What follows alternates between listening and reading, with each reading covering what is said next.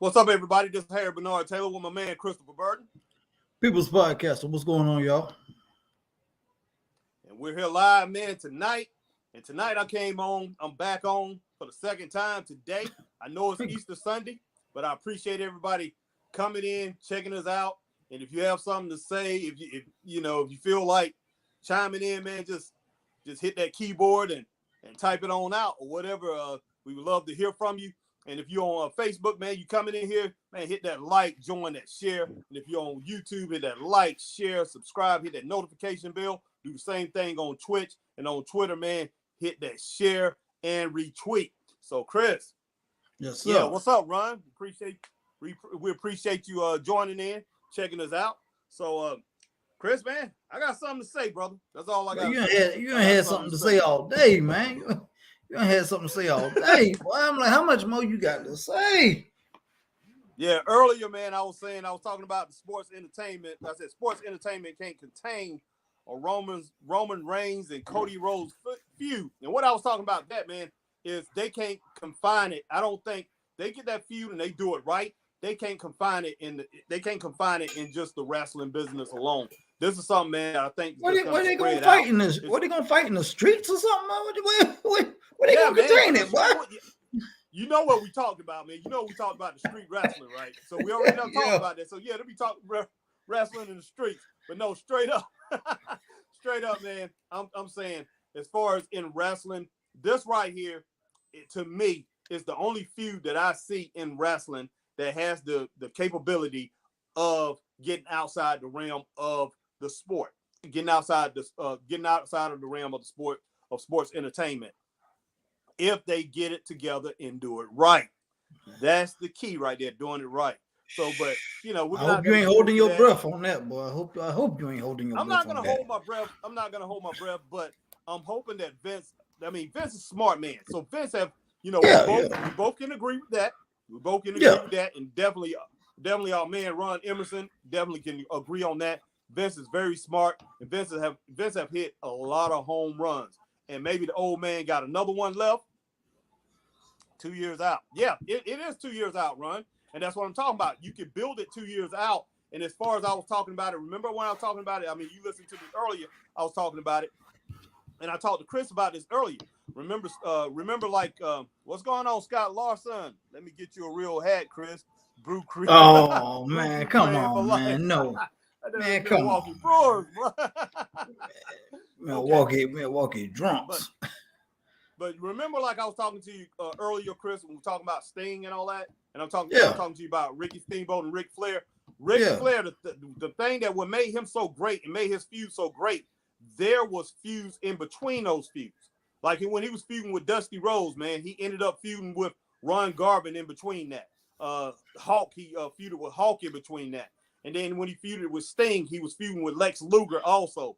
And when he was feuding with Lex Luger at one time, he was feuding with Nikita Koloff. When he was feuding with Magnum TA, he was feuding with Dusty Rhodes. That's what they need. So if he wrestles Cody Rhodes 2-3 months down the road, you say Cody Rhodes lose the match, but they have a real good match. And then they say, okay, this is something to build off of. Just like when Flair went against Sting in that first Clash of Champions, man, it was something to build off of. Then Cody Rhodes he fights some other guys, man, and Roman Reigns. But Roman Reigns have to have that credible opponent. Now, he done beat everybody. He's beating everybody. But you have to have somebody to come up in that place that can challenge him, that's going to really give him a hard challenge, like somebody like Edge, which, like I say, I know they two bad guys and stuff like that. But you're going to have somebody with that kind of caliber, Edge, a Bobby Lashley, Seth Rollins, that's going to come up and that's going to be a formidable challenge, and that's going to give him a few good matches, and then they can roll back again to that Cody Rhodes thing. And they can, and this Cody Rhodes thing can roll on for 2 years, but they got to make Cody Rhodes out to be this great challenger for that title, and then he goes on and win it. So, Ron, I agree with you 100%. That's the first thing I said about Cody Rhodes when we were talking about the title. I think it should be 2 years out, but for some reason I think it's going to be 1 year out before they give him the title. But I do think it should be 2 years out, but they need to give him that in-between. That's the only way. Give him that in-between. Give Roman Reigns those in-between feuds that's so great that man, that Ain't nobody. He ain't gonna have nobody, man. He ain't gonna have nobody to do that, man. He's gonna basically have a little fight here and there until they get to Cody Rhodes. I know. But it ain't as far as feuds between to get to Cody. Yeah. Oh, you can forget about that, man. You can forget. I can tell you that right now. You can forget about that. I know how they. You know how they work, man. They ain't. Yeah. That's the hope and dream. That's the hope and dream, Chris. But I mean, when it boils down to it, I don't ever remember this happening in WWE where they had that kind of they had those kind of feuds carry on. Most of the feuds in WWE, man, have been smack down, flat out feuds, and hardly anybody else in between that to get to to interrupt that. But that's one thing I will say. Crockett Promotions was a master at.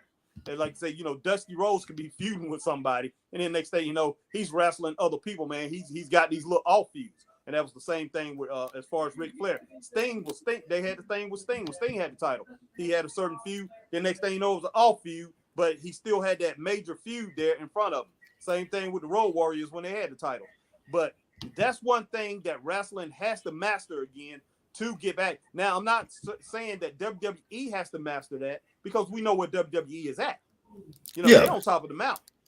Yeah. So they don't have to master that. But if AEW want to get to that point where they can really challenge them, they're going to have to be able to do something like that. But they don't have the wrestlers. I know they have a lot of stars, but I will not foresay that they have the wrestlers right now to challenge that kind of feud.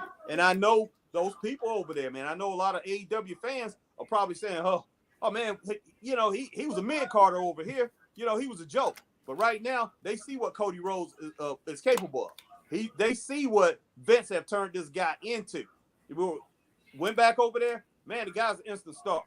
And, I mean, his star is rising, and it's going to rise every week over there. As long as they have him over there winning, and long as Roman Reigns has that title, and they can position Cody to where it makes it looks like that he is going to be the man. He's going to be the man to take that title off of. But like I said, though, okay, you put it like that, and we fantasy booking here and all this and all that. I get it. Much, yeah. How do you get Cody to that spot 2 years out, to where he looks like at the end of the road, he is legit a contender and has to beat Roman? How do you get to that point? I mean, how do you get Cody to that point? Well, he's gonna have to. That's the ultimate question. That's true. He's gonna have to beat Roman. He's gonna have to beat Roman in a match. He's gonna beat Roman in a match, and I mean, it's gonna have to be a drawn-out match. It's gonna have to be 30 minutes or 35-minute match, and it's gonna be tough. It's gonna have to be a great match, and he's gonna have to defeat him in a non-title match. And then he's gonna have to have other matches where he might lose, and you have some count-out matches, but they gotta be great matches to where they can keep that feud burning, where people are gonna be wanting to desire that feud, where they're gonna be like, I want to see that feud. And see, WWE is gonna have to pull this off. They're gonna have to pull that off, because to tell you the truth, Chris, if they don't pull this thing off, man, between those two wrestlers, if they don't pull this off, then Cody Rhodes is a wash, man. It's a wash. Because if people don't see him within 6 to 9 months, I would say probably 9 months, if they don't see him where he's going to be a formidable challenge for that title, then I think Cody Rhodes thing is going to be a failure. It's going to be Cody Rhodes is going to fall down the ladder, and he's going to be on he's going to be on a Seth Rollins type road. He's going to fall with Seth Rollins, Sheamus, and all those guys off. That's exactly what I think is going to happen. So they're going to have to play this thing right. Now, Ron said, ideally, from his perspective, it looks like Drew wins the title from Roman at Cardiff. Cody should get his at Mania. I still say, man, build that thing between Rock and Roman. Roman beats The Rock. Cody is over here doing his thing, building up his star. Okay, building up his thing at his star. Let Cody either win Money in the Bank or the Royal Rumble, and then that next WrestleMania, then you have Cody and Roman. Or if Money in the Bank wins, because you still got a year out on Money in the Bank, I'm trying to tell you, man, That's the one way I can see it going down, because that's giving Cody enough time to build up his clout. Even though he's already a star and everything, but that's giving him build up his momentum and everything and all that, and get his shine going. And then when it all comes to a head, next WrestleMania, not this one coming, but the next one, that's when you make it happen. I'll tell you what, Chris. Man, I got something to say. I got something to say. Look, man, you're making perfect sense, okay? I'm with you on that. Because you laid out a plan. You laid out a plan that makes great sense, man. And yes, they do want to do this Roman Rock thing. And Rock will take this title from his cousin. And then a little bit later on, Roman can take it back. And then, but I wouldn't even let Rock get it. I wouldn't let Rock get it. I would let Roman beat him. Have a long drawn out match. Okay, right. Have Roman beat him. And then Roman's like, okay, I'm finally out of my cousin's shadow. I am the man in my family. Can't nobody argue it. I am the guy. Who else is there? I've done it all. I beat Cena. I beat Randy. Blah, blah, blah, blah, blah. I'm the guy. I'm undisputed. I'm the guy. And then you have Cody. There you go. And then you start that ball rolling. But man, really, I mean, do you really think they should let Roman beat Rock? I mean, of course, come back and beat him, but I mean, Rock not beat this guy, because I think Rock should. I think Rock is on a level to where he should be able to beat Roman, really, and then Roman come back and win and beat him. But I say Roman should beat him straight up, because Roman right now is living his. If you look at it from where I'm seeing it, Roman's living in the Rock shadow. Yes. As being a big star, being the big guy in his family and all this and all that. And he wants to be the head of the table, but technically Rock is the head of the table, if you want to put it like in those perspectives. So if you're going to put them two against each other, it's got to be worth something, Ron. Like Ron said, no title. That's why you got to put the title on the line for the ultimate supremacy. That gives it that ultimate legitimacy on top of what they already fighting for. And then Roman just like, okay, I beat him. I'm done. I'm out of his shadow. I'm good. And then that's when you bring in Cody and you get that ball rolling, man. I'm trying to tell you. Because you will actually, if you do that, you'll be killing two birds with one stone. You'll get everybody that wants to see the Rock and Roman. You can get that out the way. All right, you can get that out of the way, because Rock technically don't need a title. He don't need it. He really don't need it. That's true. And then after Roman beat the Rock, then you can go ahead and get that Cody or Roman ball rolling, and you can stretch that thing out, man, because we all know Cody's got a multi-year deal. Roman ain't going nowhere. So there you go. You got at least 2-3 years with them by themselves. Yeah. But I don't know, man. I mean, look, I agree with you, Chris, but as far as I do, I see 2 or 3. I see a series of matches, a little small series of matches between Roman and Rock. Of them battling it out. Now, if he just up and beat Rock and that's it. I mean, look, if he just up and beat him, he can get buzz either way it goes. I agree with you now. He can. That will be major buzz, and people will want to see that match again. You have to admit, and because people in Hollywood, these people who's not interested in wrestling, they're gonna want to see that. They're gonna be like, "You went and you lost." I mean, you are the Rock, man. So I really think Rock should win that first one, then Roman come back and win it, and then they have a rubber match, and maybe Roman wins it, and Roman is the head of the table. I mean, he's the chief. He's the chief of that family, and nobody else can dispute it. And that right there will be something that's in between him and Cody. But and you can have Cody wrestling a lot of these guys that not Roman, but Ron just mentioned, man. Some of these greats. You got Drew. Drew, Lashley, AJ, Edge. So you got a lot of these guys, Kevin Owens, that Cody can be out there building his resume up. And plus you can have Roman wrestling some of these guys too. So that is a way to keep this thing strong, man, and keep Cody in that spotlight. So when those two get together and Cody finally wins that title, when he finally wins it, but he needs to wrestle at least Roman, man, 7 to 8 times. Yeah, no, I ain't gonna say maybe not even that many, but he needs to wrestle Roman a series of times to where he's having a heck of a time trying to beat this guy and can't beat him. But beat him that one time beat him in a non-title match, and then beat him in a tag team match. Roman teamed up with one of his cousins.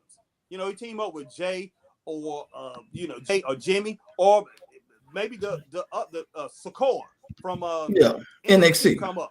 I mean, this guy, I think he's going to be ready in a year or two. But have him team up with one of his cousins and Cody team up with somebody, and he beats him that way again. He gets the pin.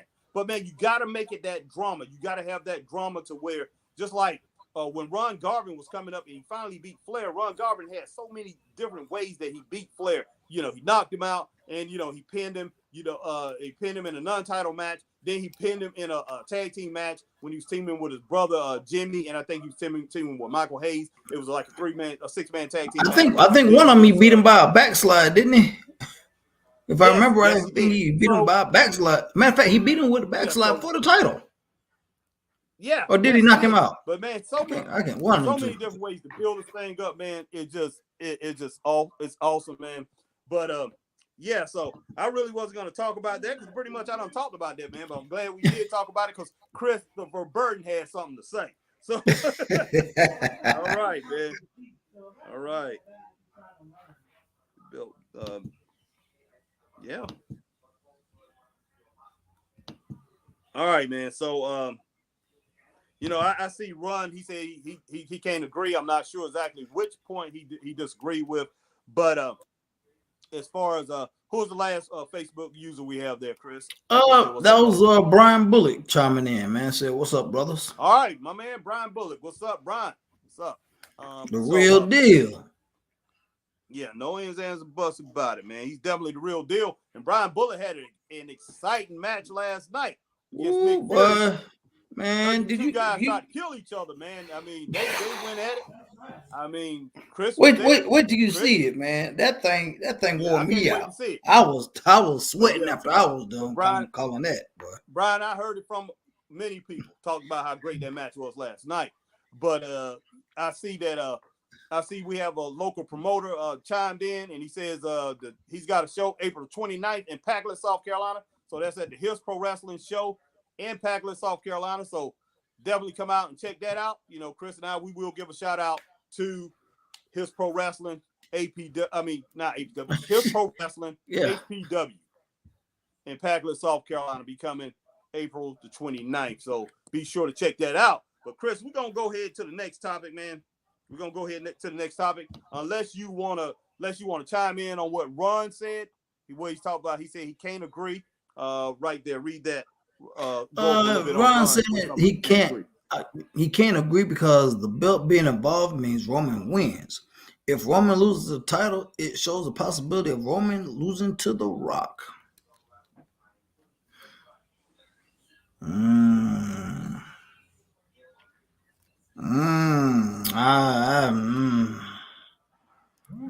a little on the fence on that one. I don't know. I don't know about that one. Yeah.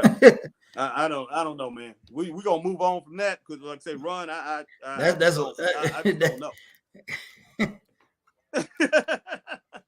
I don't know. All right, man. So right now, man, we're gonna talk about building the local star. So I'm jumping to the indies right now. A little bit later, we're gonna talk about some of this AEW and WWE. And what's up, Cole? But right now, man, I want to talk about building the local star on this indie scene. As far as the indies we went to, Chris, we've been to many indie promotions. And one thing I want to talk about is building the local star. And one thing that I see with WWE and AEW, this is since I came back and started watching wrestling. I watch it all the time now. I watch a lot of wrestling. And, I got a lot more reporting to do. But from the get-go, when I and Michael King, we started this thing. And I started seeing where everybody that came out had a mic in their hand. Every single wrestler, especially on AEW, had a mic in their hand. Or they had to have an interview with these guys. And then a lot of these guys, man, they was in groups. They was in their local, they was in their groups like they little gang or whatever. They little fat. And everybody's trying to be a star. Hey, they had something to say, man. They had something to say. Yeah, they had something to say. Then, I mean, you took me to an indie show. I go out to the indie show, I see the same thing. I'm like, everybody's trying to be a star. Everybody come out there, they had something to say. And I'm just like, oh my gosh, man. And you know what this reminds me of, Chris? What's it remind you of, man? It reminds me of a local high school coach, football coach, that's sitting there in the school waiting for somebody to come into their school. Oh, everybody's a potential star, but waiting for that local star, trying to get that one guy to be a superstar to build his football team. And that's what wrestling reminds me of. That's what wrestling got to the point where it was reminding me of. That somebody, they trying to find somebody, they're reaching to see, okay, this guy's going to take us to the next level. And that's what I see with some of these indie promotions. I'm not going to say any names, but man, I see that with these indie promotions. These promoters are letting these guys come in, letting a lot of these wrestlers come in. Everybody got the mic and stuff like that. You have to, as a promoter, you have to have the insight, or your booker needs to have the insight to where they're going to find 2-3 guys, or maybe find a couple guys and a tag team that can really be stars, man. And you need to do whatever it takes to get these people to be local. Now, I know a lot of these promoters don't have a lot of money or whatever, but I don't know how in the world that you could grease these guys' hands, or that you could pat them on the back and get them jokers to become loyal to where you can build up a local star. Because, when it boils down to it, that Jim Crockett had to do it. I mean, Johnny Weaver and Chief Wahoo McDaniel was his local star, and that's what those were the first major stars in wrestling as far as in the Carolinas, man. They used to beat the living crap out of each other, but they got so much notoriety around the town, and everybody went out to see these guys. Yeah, and the same thing can happen today. You got to have your local star. Everybody can't be stars. Eagle. I got to put that up. Eagle said, "I've been looking for the next big thing every week for 40 years." Oh man. Hey, and sometimes that's okay. Sometimes that's okay. Look for that big star, Jay. For 40 years, man. But yeah, hey, and speaking of coaches, man, coaches in football, basketball, stuff like that, I had coaches, man, who said the same thing to me, man. I've been looking for that next star, but I've been coaching a long time. I'm about to retire, man. He haven't came yet, but I'm waiting for him. Well, Harry, speaking of you've been called out and won't be put on the spot. Cole McAfee wants to know which promoters. He wants some names. Man. I'm not mentioning no promoters' names, because some promoters might want to have a problem with me, and my temper is pretty short, brother. So no, I'm not calling nobody's name. But I have no problem with promoters, man. I'm just joking. I have no problems with any promoters. I'm just saying, this seems like a problem from the top on down. It's not just these local promotions, man. That came from WWE all the way down to the smaller promotions. I'm seeing a lot of the same things, and I think a lot of promotions fall into that trap, and they see, and like Chris said a long time ago, man, people do what they see. They just do. I can tell in 15 minutes if they're a waste of time. Yeah. Well, I mean, if you've been in 40 years, you got an eye. You should be able to tell. Yeah, no doubt. Well, I agree there, man. So Eagle say he chimed in. He can tell in 15 minutes. But yeah, it's a problem. But yeah, I'm not gonna let Cole. What's going Cole on? Trying to bait. Cole trying to bait you, man. Cole get me in that trap. Which promoter? Cole, I could call out about four promoters right off the bat, man. But I'm not gonna do that, because I like I said, I respect all these promoters, man. But I'm just saying, as far as every single promotion, I mean, and that's from on down from your promotion, Pro Wrestling Union. Giving a shout out to Pro Wrestling Union, which does a great job and has some great wrestlers over there. And I like what you're doing, Cole, as far as you have a steady diet of guys, man, that's local, that's really good, that you're trying to build up to be stars, and that's what I'm talking about. You want to find these. You want to find that 2 or 3. You want to find that 2 or 3, man. That's really really good, and you want to build them up. That way, you won't have to reach out to an Impact or reach out to a Ring of Honor or whatever, or something like that, AEW, and bringing these guys, which is nothing wrong with that. But the local star is what's really going to build you up and really going to keep a crowd coming, man. There's no ins, ands, and buts about it. Oh, wow. If you have that local star there each and every week, they're gonna bring the money in for you. Oh, wow. Eagle said he's had wives stop build up because of their popularity. Oh my goodness. Wow. That's all I can say on that one. Say that again, Chris. Eagle said he's had wrestlers' wives stop a build up because their husbands were getting too popular. Oh my gosh, man, that's awful. Yeah. That's wild right there, man. Hey, and Missy, Missy said, Missy said, do you want her to start naming names? She said she'll do it. Yeah, I'm sure she would, but Missy, we don't want to do that. And if you do, you can go ahead and do that. Chris and I, we might name these people, but I tell you what, Chris and I, we don't endorse any of this. So any promoters, Chris and I, we don't endorse any of it. Yeah, so if some names pop up in the comments, we did not encourage her to say that at all. That was on her own doing. Yeah, but that's the only thing I really want to say, man, is local promoters. I mean, definitely just build up that local star, and that's really hard, man. Just like what Eagle was saying, if somebody's wife come in, and same thing, I had the same problem, man. When I was running a record company, you had people that came in, they say, oh, my boyfriend don't want me doing this or whatever. They didn't want their partner getting really big or whatever, and I saw some very talented people, man, quit the business when I was running a record company. So same thing. What Eagle was talking about. Sometimes you have people come in and they stop the momentum of that person who's building up. But yeah. So Chris, what you want to say? You got anything else to say about building that local star? Well, I'm just read this comment that Bullet had put on here. He says, I can say the APW is where I started and I have nothing bad to say about that company. They have made me the person I am today in the wrestling business. Okay, Brian. All right.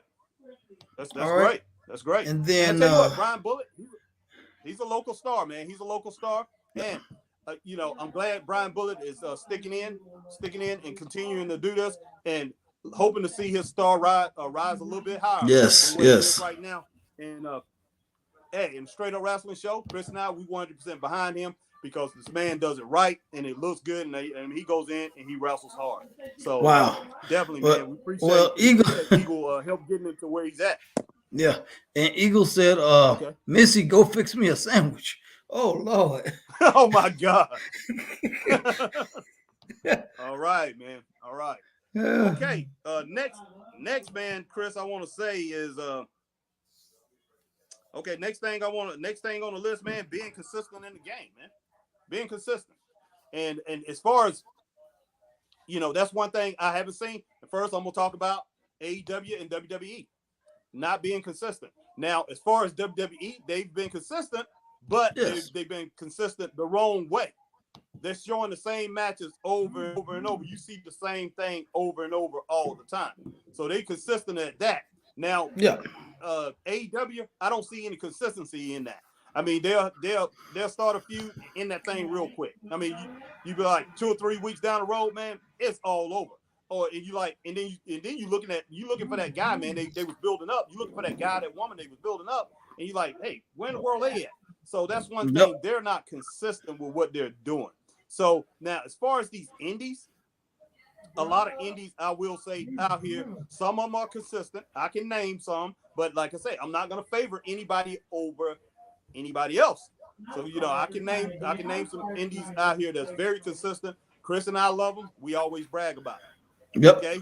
Now, if you listen to the show, you'll hear us bragging about these ones that's very consistent. They're very good.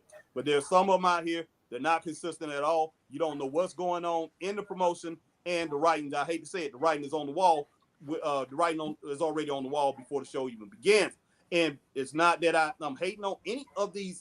Don't think I'm hating on any of them. But I'm gonna be straight up on our show. And any show that Chris and I is involved in, any company if we're involved in and we want to promote it, be consistent. Be consistent. I mean, that's one thing I'm straight up about, and that's one thing I was about in business. I love people that's consistent and that's gonna do things right and continually do things right.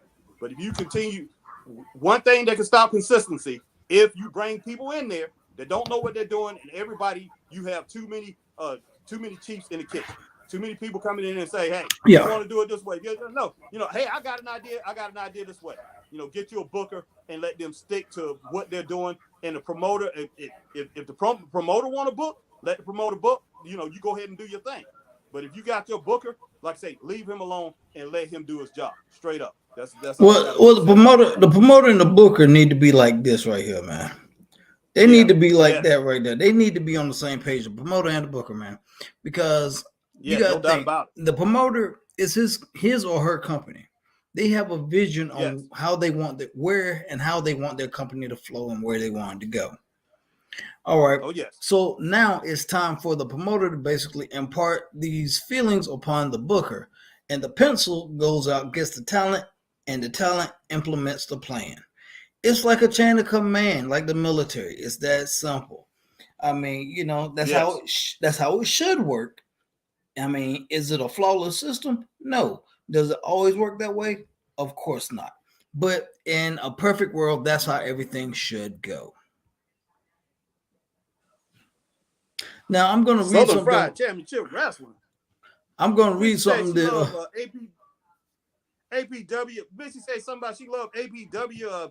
What else? Pro Wrestling Union and Southern Fried Championship Wrestling. What is the Southern Fried Championship Wrestling? That's a Kentucky Fried Chicken, Colonel Sanders type stuff. I don't know what it is, man. I don't know what it is, man. But okay, Chris, read the next one, man. What is this? All right. Who is this? I'm going. This is from Cole Maccabee. He says, "Bebop is an example of local wrestling being built the right way. Popular with the crowd, gets better every show, has tough matches from Luka Daniels, Chase Emery, TIM, and then putting on a clinic with John Schuyler on the last minute. His stock is rising." And I definitely can see that. Austin Bebop is definitely from what I've seen of him over the past couple of months, he's definitely getting it, man. He's definitely getting it. He looks the part, and man, very entertaining. Oh, somebody yes, you're willing to spend money on. Somebody that you can spend money on, and you're gonna get your money's worth. So Cole, man, we agree with you 100% on that. We definitely agree with you 100% on that. So, Chris, let's see. She said it's in Monroe, Georgia. And Kentucky Fried Chicken. Well, I was about to say the Kentucky Fried Chicken organization is in Monroe, Georgia.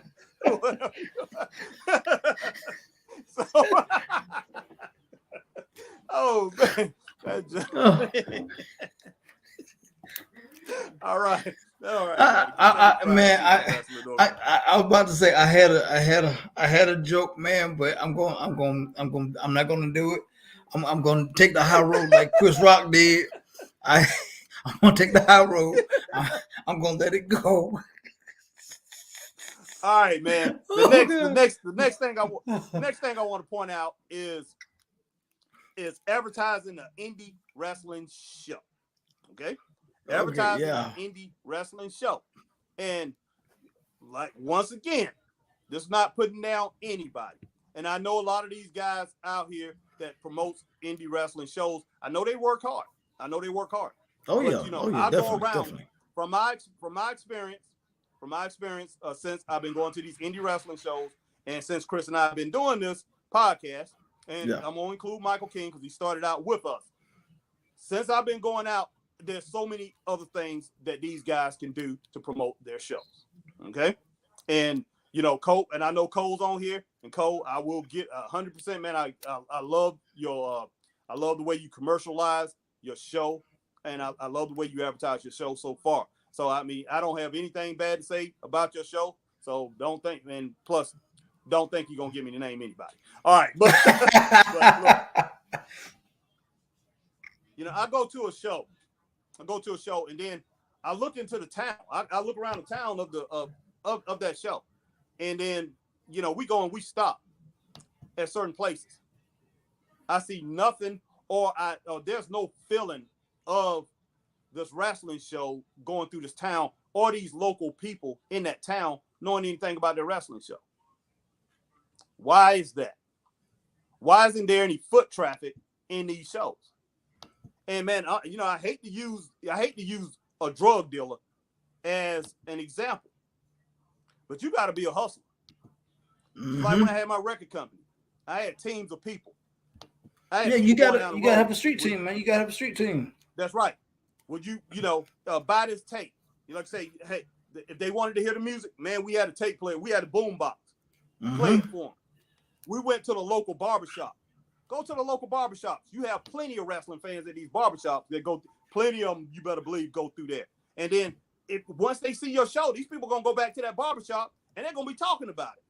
Because at the barbershop, people talk. And I know as far as Chris and I go, I mean the black barbershop, man, that is the news. That is the news. Yeah, you find out any and everything about any and everybody, man. I ain't been to the barbershop in a while because I do my own hair, but they talking about everything. But you and the same thing with with these white barbershops. I've been into some of those with some of my friends, and they talk. A lot of information goes through there. So, man, that's all you got to do is have somebody go back there and talk about your local show, and then they can start talking about, hey, man, you got to see that Austin Bebop. Man, you got to see that Chase Embry. Man, that Brian Bullet and that Nick Fury, they almost killed each other. What are you talking about, man?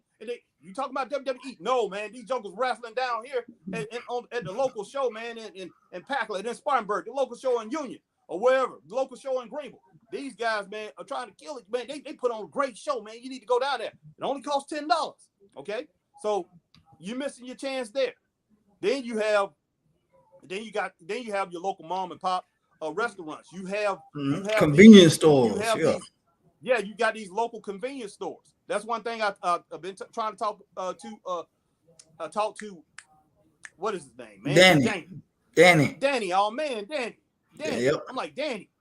Like, man, you can sell a lot of these tapes, man. If you go into these local convenience stores, these mom and pops, I say, how many times do you see those DVDs there? That's like, these low quality DVDs and things like that. I'm not trying to say his wrestling DVDs are low quality, but you see those all the time. You see this music and stuff like that. Sometimes a lot of it you've never heard of before. But go in there and ask them to take your disc.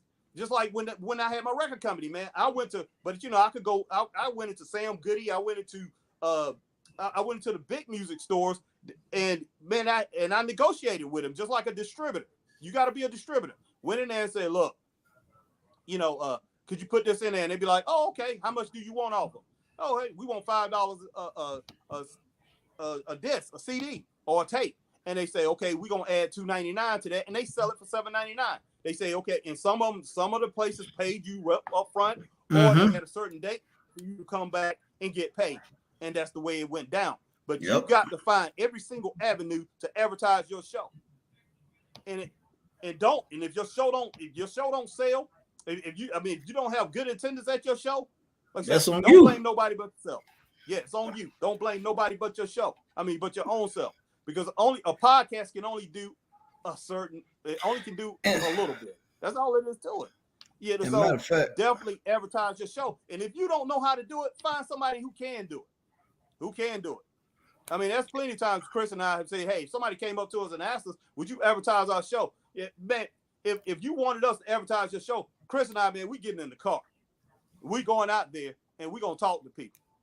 Because, there's local malls down there. And that's one thing I want to say right here. What Cole said, social media is not enough. Posters and banners and newspaper ads. Yes, barbershops are a great place to advertise. Now, you are right, Cole. You are right. In this digital age that we live in, everybody has gotten so complacent and so comfortable with, okay, I can click, copy, and paste. Click, copy, and paste. Click, copy, and paste. cut, paste, share, cut, paste, share, blah, blah, blah. It's that easy. It's at your fingertips. Cole, y'all remember? Matter of fact, I'll tell a story right now. I have a poster that I still want to get signed. I don't know if y'all remember when TNA, not Impact, but TNA came to the Balo Center. And it was the Balo Center then for their first pay-per-view. And it was so bad. It was so bad. They literally had everybody on cameras that was off on camera side come over across to the camera and fill in half of the bowl, half of the lower bowl to the floor, and kind of around on the sides to make it look full. That's the only section that they had in that whole arena. The rest of the arena was empty. If you know the layout of the Battle, if you know the layout of the Battle Center I'm talking about, they might have had a total, and this was a pay-per-view. I kid you not, they might have had like 5,000 to 6,000 people. If even that. They said 20. They said 2,100. It was 2,100. Oh, it was. Oh my God. See, that's what I'm saying. 2,100 people. Yeah. And the reason and how I got that poster. Wow. And I'm going back to it, but how I got that poster for that particular show. At the time, TNA, you would go on their website and you would be a part of a local street team. Yep, there you go, Eagle. That's what you're talking about. Padding the house. Yep. Yeah. Yeah. You went on TNA's website and you like, I want to be a part of the street team. And what they did, they basically sent you a box with so many flyers, so many posters, so many advertisements and everything for you, literally you yourself, to go around to different places and place these flyers and these ads and everything to promote their show. And I still got that poster from that pay-per-view. Wow. And I took, and when I saw it on TV, man, I was like, ain't no way. And TNA had all the stars at the time. They had Christian, Booker T, Sting. They had everybody and couldn't even fill that building, man. Not even halfway. Yeah, and you can even go. I mean, remember the local, as far as what we used to use was the local. We used to use the local, like BJ Music and stuff like that. BJ Music, Palmetto Music, and all those guys. Manifest, yep.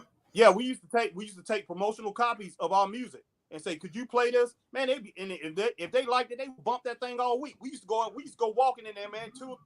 Sometimes a couple weeks later, they was bumping our music, and they'd be like, "Man, y'all got some more CDs? Y'all got some more tapes, man? We done sold out. And we was a small little company, man. And if I would have sold, which I still have all the shares of stock. I have 100,000 shares of stock of Fresh School Productions. If I would have sold stock back then, which like I said, I've been out of the music business for a long time. But if I would have sold shares of stock, we could have had the money. But I never did do that. I listened to my lawyer because I was young, man. He was like, I think you should keep everything. But man, we didn't have enough time to generate the funds, man, to replenish this thing. We were selling out so quick in so many different record stores and selling out on the streets. And it was like, whoa. And then we was on to the next artist, because that's the way I used to work. And these guys sometimes, man, they went off and did other things. And Ron, that's the prime opportunity for you, Ron. He said every time he's in the barbershop, they ask me, man, where are you working this weekend? Because you only come up when you get lined up when you're performing. And Ron, that is the perfect opportunity for you to be like, oh, I'm here this weekend, or I'm going to be here in 2 weeks, or I'm going to be there in 2 weeks. Oh, I won't be at this place, but y'all need to go check them out on this day, or go check them out or go check somebody else out on that day. That's the perfect opportunity right there, man. Yeah. And you 100%, man, you definitely could take, if you have a recording, or you have your show on YouTube, you go in there, you ask that sports bar. I mean, it could be a small little sports bar. You can ask that sports bar. You can ask that mom and pop restaurant or you can ask that barbershop. A lot of them have TVs and stuff like that. Could you play my wrestling show every now and then? If you got good wrestling, man, they might play it on TV for you. And so, don't be afraid to advertise your show in these places, because if you do, then people the worst they can say is no. The worst they can say is no. Yeah, that's all they can say is no. Because if you just handing them a poster, they don't know what they're gonna get. Because the whole thing about it, man, we used to call them outlaw shows when I was growing up, and we had Mid-Atlantic Championship Wrestling. That's the only thing I knew around here was Mid-Atlantic Championship Wrestling, and for a short time we had IPW or whatever that rest. It was very popular. They had Bulldog Brower, Ernie Ladd, and all them. I can't think of the name. Jay Eagle probably can think of it right now, but already I've talked to you about it, Chris. But they had a great roster. They was in Greenville for a while, and they was all over the nation. They was the first ones who tried to go national. But I think it was AEW or something like that. But when I used to go around town and I see these posters that was on these on light poles and things like that, and go to the local Bilo or Winn-Dixie, and I see a poster up there, and they had these old wrestling stars on it, and I'm looking at some outlaw show, but they might have one or two old wrestlers that I knew from back in the day. I'm talking about people like I'm talking about people like Brute Bernard and Rip Hawk and people like that, man. I'm talking about guys from way back in the day. So these guys were stars from yesteryear. In this is right mid 70s, late 70s, early 80s and stuff like that when I was young, man. And then these guys was, they was past stars, and I'm just looking at them, but they were surrounded by a bunch of nobodies, people that I never heard of before. And I never. So I'm just like, what in the world am I gonna see? I want to see the product. Now, if I'm seeing the product, because I went anything wrestling, man, I went to it back then. I went to it. But if you're a wrestling fan, you want to make sure that you're going to a good show. Because I tell you what, I compared every single wrestling show that came on TV. First we had Mid-Atlantic Championship Wrestling down here. Then we got Georgia Championship Wrestling. Then we got Florida Championship Wrestling. Then we saw some shows from Memphis. Then we saw World Championship Wrestling out of Texas. I compared them all to Mid-Atlantic Championship Wrestling. And then, and I would get excited. And then, like saying, then we had the WWE. So I would get excited and say, man, gosh, I wish they could run a show down here. I would definitely go to their show. So, as a matter of fact, Jimmy said, not to cut you off, but Jimmy said when Big Time was in town, they put CPW flyers on every vehicle in that area, hundreds. And they had the auditorium packed out. So, Jimmy, much respect to you, because I know you was out in that parking lot for a while. Yeah. And I tell you what, that show had so many stars that built their name here, and they built their name over a long period of time. So it's easier to sell out something like that when you can do that. We ran shows. Missy said when we ran shows, we used a local pizza place, and we had them put it on their pizza box. That's smart. That's smart. That's smart. Yes, it is. That's advertising. You're taking every avenue. You're taking every avenue, and man, it's no excuse not to do that. It's no excuse not to do that. And Eagle said it was International Championship Wrestling. International Championship Wrestling. That sounds close to it, Eagle. You probably that sounds close to it. But they had a lot of local stars, and they got their whole thing up on YouTube, man. And I tell you what, it was great. It was great wrestling. But Jim Crockett put a stop to that. So let's just go on with that. What did Jimmy just say, Chris? Now Jimmy this was smart too. That Jimmy said our flyers had coupons on the back for this kind of admission. We used that to track how many returned. That was smart. Yeah. Wow. That was smart. Wow. That was smart. Very smart, man. Very smart. I'll tell you what. Hey, you got some promoters out here, man. They making a case for it. They making a case, and they making a good case. So, I mean, like I said, there's promoters out here that's doing the right thing, and you have somebody like Jimmy, man, who's just really getting into the game. I mean, he's been in the wrestling business before, really getting in the game. He's doing the right thing. And Cole definitely doing the right thing. Eagles been in the game for a long time, man. So, Ron, what did Ron say to that? Ron said a counter to that could be in an area with so many promotions. If a fan sees one show they don't like it, could leave a bad taste in their mouth when it comes to indie shows, and then they won't check out others. Ron, that is so true. That is so 100%, true. Ron. I'm gonna say this. 100%. I'm gonna say this. I'm not gonna say any names. Yeah. But me and Harry have a mutual friend. We took him to an indie show. Mm-hmm. He had a blast. He was like, "Man, I ain't never seen nothing like it."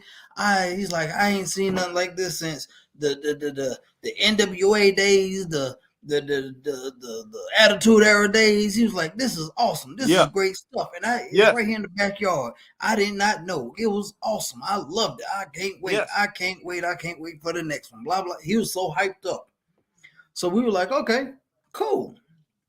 That particular promotion went running the show. A couple of weeks down the line, I was like, "Okay, well, Harry, call our buddy. Let's go to this show." He's like, "Okay, cool." Now you got to think. He already had a perception of what indie wrestling already is from the previous show that he went to. Went to another promotion show. It was a good show, but it wasn't on the level that he first saw. So he was like, It was a letdown for him. Even though the show was a good show, the show was a great show, but it wasn't on that level that he was already on. So he sees this, and he goes and sees this. In his mind, that other show was right here versus what he first saw. He's like, I think I may be. I'm going to chill out for indie wrestling for a while, guys. And I'm like, really? Right. I'm like, after just 2 shows? He's like, yeah. I was like, wow. So Ron, you are very, very right. And Ron, it even soured him because he had started watching AEW. It even soured him on that. He didn't want to watch more wrestling because it was hard for him to get back into wrestling because he stopped watching wrestling after WCW went down and the Attitude Era went down. He stopped watching, and so after he watched that second show he went to with us, he didn't want to have anything else to do with it. And then there was another show came up a few weeks back. I'm not going to say which one it was, and I had to talk him into this show. And I was like, look, man, it's even better than that first one we took you to. He couldn't believe it, but he went to that show and he was amazed. So, but that's the thing about Chris and I with all these shows we've been to. And Ron, you done been to a lot of them too. You've been to a lot now. Man, we can basically tell people, and we tell them, okay, this is what's gonna happen at the show. This the way the show usually runs down. Usually goes down. And I was telling him, because man, he had got a bunch of his friends interested in these going to indie wrestling and stuff like, man, I'm going to this show, man, I'm going to that show. After me and Chris took him to one show, and then the next week he was going to go to this other show, and Chris and I told him, no, man, don't do that. Don't have your friends be the first show that they go to on the indie scene, because if they went to that show, they would have came out, man, this is trash. This is trash. So we pushed him and his friends didn't end up going to that show. But I'm just saying, man, it's sad that you have to get to that point where there's so many shows out here that you have to pinpoint a certain show and to tell your friends, no, don't go to that show. Even though Chris and I, we will promote all these shows and we will push them. But I mean, we don't want to take somebody to a show and then they get soured on wrestling even more than what they already are soured on wrestling, and then they don't want to go. So, I mean, it's up to these promotions, man, to deliver. Even after it doesn't end at advertisement. You have to deliver. You have to deliver. And I know because that's the thing, man. That's the thing, because as we're all fans. At the end of the day, we're all fans. I don't care if you're a promoter, whatever. At the end of the day, we're all fans. We love this business one shape, form, or another. We love this business because if we didn't, we wouldn't talk about it or we wouldn't be in it. There it is. Yes. So, as a promoter, if you have a first-time fan and they run up to you, oh man, we love the show, and you put on a bomb show, you did as a promoter, you knocked it out of the park. Guess what? Now that one fan, as you all know, that one fan could bring back 20. Yes. That one fan could bring back 20. And if they bring back that 20, guess what now? You knocked it out of the park with that one show, that one fan. Now they bring back 20 more friends. Guess what? You're going to have to step that next show. That show going to have to be better than WrestleMania.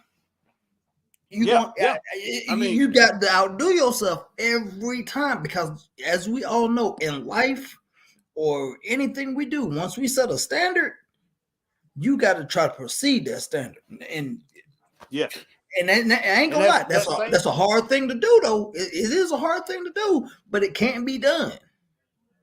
Yeah. And that same fan on the back end, if you mess up, they gonna go tell 3 people. That 3 people gonna tell 7 people, and that 7 people gonna tell 15. And then it goes on and on. So man, it damages you. It damages you straight up, man. So definitely have your advertising game down and have your show right, man. 100%. You are one. Not always gonna have the best workers. Yeah, Ron, you got it, man. That's why I said consistency, which we already went over. Be consistent. Be consistent in this business, man. So, and let me tell you, each and every one of you out here, I'm not gonna sit here and say I'm an expert in anything, but I will tell you this: everything that I've worked in business, everywhere I've been, and Chris have worked with me, I've been successful with it. He can tell you that I've been successful with it. So, he's got the trophy too. And he's got the trophies too. Shut up, man, shut up. Next time y'all see Chris might have a broken jaw. No, that's my boy. I ain't gonna. But joking, tripping. I don't have the trophies. My mom got the trophies. Put it there. But no, it's just, I don't claim to be an expert as far as in this wrestling thing. But I know one thing. All I can really say is I've just been a fan for a long time. It goes back to when I was a kid. My brother forced me to watch it when I was 4 or 5 years old. And that's back in 71, 72. And I know I don't look the age that I'm portraying here, but I definitely am. And William always talking about he's old, but I'm older than William. So that's just it. It's just besides Jay Eagle, I'm probably older than everybody else. I'm older than everybody else on this panel. So I definitely have the experience as far as looking into all this. Fellas, I'm gonna tell you like this: I treat the business as a business, because it don't work. It'll work you. Yes. No doubt about it. It will. Yeah. Yes. No doubt about it. Yeah, but man. So Chris, man, what was the next thing? We're gonna move on to the next.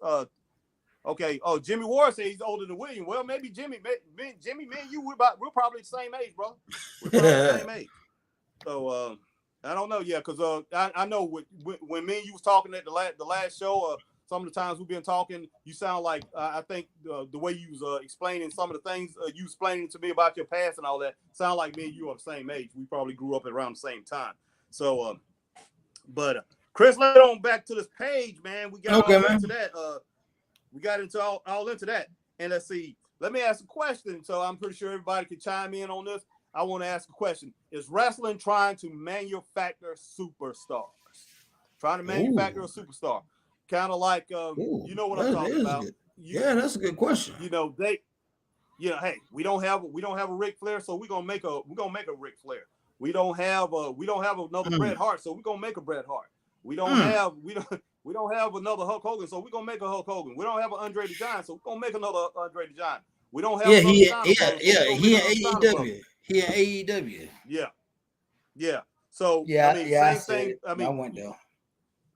Yeah, but you look at something like that. The LeBron James debate. They talk about this guy's better than LeBron James. They don't have a Michael Jordan, so we're gonna manufacture this guy. We're gonna manufacture a Michael Jordan, and we're gonna make one. So that's what you have. That's what I'm seeing in wrestling. They're trying to manufacture these wrestlers and make them bigger than what they actually are. Trying to make them a bigger name, or trying to make them.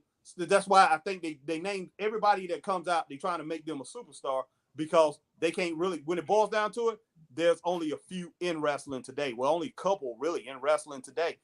They're trying to manufacture superstars, man. And you got a lot of people, and you like you're saying AEW, they're trying to find somebody that can match these certain wrestlers back in the day, man. It's not being done. So they throw a lot of annex in there and try to get by that way. What did Ron say? You got to think. Ron says it depends on what you mean. Are companies trying to like AEW? Trying to like AEW? Or are they trying to be like AEW? I guess that's what you meant. Well, right now I'm not talking about independence, Ron. to a point. I'm not really talking about independents. Independents got to do everything they can to build up a superstar. I don't think they really in a position to manufacture a superstar yet. I'm talking about AEW and WWE exclusively, pretty much trying to manufacture and trying to make guys more than what they actually are. Okay, prime example. This Singh guy, the 7-foot guy, Singh, that came out this past Wednesday. Yes. Okay. Tony Khan said bringing him in was not his idea. And the only reason he said that because the fans' reaction fell so flat and it didn't make no sense. Yes. To bring him in and have him do what he did to Samoa Joe. It made no sense whatsoever. Right. But I guarantee you, if he would have came in and the crowd would have lost their mind like the second coming of CM Punk. Yeah. Oh, Tony Khan was like, "Oh yeah, I'm glad I brought that dude in. I knew he was gonna be a big one. I knew he was. That was the man I was looking for." Tony would have been all over it. Yeah. No anything about it. And so he knows right now with that guy. He knows in the back of his mind, he like, yeah, I wasted my money on that one. He knows he did. Yeah. But guess what? Knowing Tony, he gonna try to make it happen some kind of way anyway, which is just stupid. But that's just Tony. Yeah. Okay. I agree with Go ahead. No, Ron says AEW isn't trying to manufacture superstars. They aren't pushing the popular talents because if they were, Jericho, Punk, Kingston, and Mox would be holding main event spots bar none. Well, Ron, I disagree with you that AEW is not trying to manufacture superstars because that's what they've been doing since they've been out. They've been around. I mean, you Orange Kool-Aid, Orange Kool-Aid, they did everything they could to make Orange Kool-Aid what is his name? Orange Cassidy? Yeah, Orange Cassidy. They tried their best to build this guy up and make him a superstar, man. So, of course, they're trying to manufacture superstars. So, I mean, this guy he definitely wasn't a superstar on his own. I wouldn't even make him a superstar, man, of doggone APW, HPW or whatever. I mean, this guy was a friend. He's a friend of. He's a friend of. What is he? He's a friend of. Who was that tag team? What, the Best Friends? The tag team. No, the tag team, man. The tag team that came there with. The guys that you like so much, man. Young Bucks. Young Bucks. Friends with him. Oh. Yeah, and that's how they met. That's how they met him. They wanted their boy to be up there, man. So they tried to manufacture him. Not just him. There's a lot more wrestlers that I can name over there that he tried to manufacture. Now Ron says that's really not. Ron says he's an example of them doing it right and striking when he was hot. And then he said him and Omega had a great match. Who? Orange Cassidy. Orange Cassidy. Yeah. It doesn't matter if they had a great match. The whole thing about it is what we talked about earlier, Ron, and you even talked about it too. Being consistent. A superstar is somebody that started off as a superstar. I mean, that was built into a superstar. He stayed a superstar his whole career. And I'm talking about somebody like Ricky the Dragon Steamboat. Somebody like Bret the Hitman Hart. Somebody that it just kept going on and on. They superstar stayed. That's what I'm talking about. A superstar is. That's what you're trying to manufacture somebody when you doggone build them up, and the next thing you know, they fall off like a tree. I mean, like somebody chopping down a tree. That's what happened to him, and that's not happened to a lot of other people over there in AEW. And I can just name some names right now, but I'm not gonna do it because it's gonna hurt my head, man. but no, he's not consistent. I don't care what in the world he did. I mean, what he has done so far. You have a lot of people over there that I've seen that they have given that push, and then next thing you know, man, they just fell off. So no, I'm not gonna sit there and talk about okay, they struck when like you said, they struck when the iron was hot. When you got the fans, man, in a frenzy. I mean, at one point, Jungle Boy was the second biggest thing over there. Now he's getting back to that. Now Jungle Boy has gotten a lot better. But at one time, Jungle Boy looked like, man, he was outside of Omega and Roman Reigns. Jungle Boy was like the third and fourth biggest guy in the business for a while there. And I'm just like, man, what in the world are they doing? And the kid definitely wasn't ready. They was manufacturing him. Is they manufacturing Hook, Chris? Oh, good God, yes. Good Lord, yes. They are manufacturing that kid. So that's what I'm talking about when I'm talking about manufacturing a superstar run. It's the same thing. It's the same thing. If you sitting there, man, you working at the local sports authority. You don't know anything. You don't know nothing. You don't know nothing about sports. You don't know nothing about fashion or whatever. Or you don't know nothing about the sporting equipment. You never worked out in a day of your life. And you come in there, but you know everything about everybody, man. You know what sports teams and all this stuff, what they were like. And, I think this person, and they just put it this way, and they just start pushing you up there, and you don't really know anything. That's what that reminds me of. So, but no, I'm not going to get too far into this Orange Cassidy. And, no, I mean, I just don't understand it. I really don't understand it. But there are people out there, man. There are people out here that can just, that you can run a game on, and say, and it don't just and say that, hey, this guy's a superstar. Don't just happen in wrestling.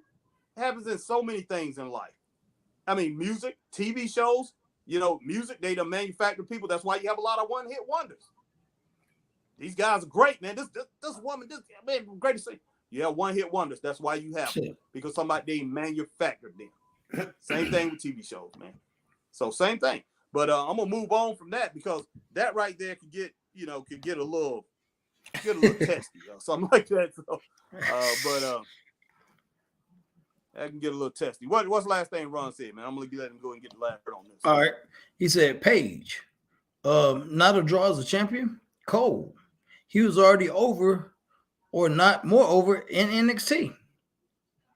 Yeah. Now, as far as those guys go, Ron, they're legitimate stars, man. They're not trying to manufacture them. They're legitimate stars. But if not NXT, but AEW is not putting it in a position they're supposed to be put in, that's on them. That's on them. That's on Tony Khan. Now, Tony Khan, he is having him wrestle Adam Page right now. Adam Page is the champ. But do I think Adam Page should be the champion over there? But it works. I will say it works. But I think somebody else. They backed him into a corner where they had no choice but to put the title on him. Yeah, because the series of matches he had against Omega, they had no choice but to put the belt on him. So it is what it is with that. But I will say this: neither one of those guys are manufactured stars. They built their resume, and it is what they are. It is what it is. And I think Cole is the better talent, but I think Page has enough talent to where he can be at a high level. Not at the level he's at. I don't think he's on that tier. But I mean, he has the title. So, but he's not a manufactured superstar. Okay, he's not a manufactured superstar. So we'll go ahead and end on that. So, Ron, you're right about that. And as far as these superstars that they do have over there, they're not putting them in the spots that they need to be. In. But it seemed like Tony Khan he looked like he's heading into that direction a little bit. I mean, he's still making mistakes, but he's heading into that direction. So next, man, today's wrestling fan. Let's talk about today's wrestling fans. And one thing I saw is, I'm not gonna say what I think. I mean, when it boils down to it, I have nothing against the fans, man. The fan, especially like these fans, I see a difference between the indie fans and the fans that WWE and AEW have at their arenas all the time. But one thing I see about today's wrestling fans, man, they are a group. And a lot of these wrestlers, especially these AEW wrestlers, they look like the fans, man. These guys, they look like they came strictly out of that fan base and went into wrestling. And what NXT was like that too. When I first started watching NXT, I'm out, man, like the fans, the wrestlers look like the fans. They remind me of the fans. Wow. So besides not the female wrestlers, but a lot of the male wrestlers, they remind me of the fans. But you want to see them big. You want to see them killers, boy. You want to see them jokers look like the Road Warriors come out there look like they just got out of jail and stuff. Boy, that's what you want to look. That's what you want wrestlers look like. I mean, wrestlers don't have to look like that. Arn Anderson didn't look like no Road Warrior. I mean, but it was a difference. Tully Blanchard didn't look like a Road Warrior. But if you saw them on the street, would you be like, that's a wrestler? Yeah, because I've seen him on TV a lot. No. You know what I mean. You know what I mean. Yeah, I know what you mean, man. Yeah. I mean, seriously, if you walked up to Arn Anderson on the street and didn't know nothing about it at all, and he was just walking down the street, he's like, "What's up, man?" Does he be like, "You look like a wrestler"? Would you get that vibe from him? No, man, no. But the difference is this: if Arn Anderson would have told me when I was little he was a wrestler, I would believe that. I would believe it.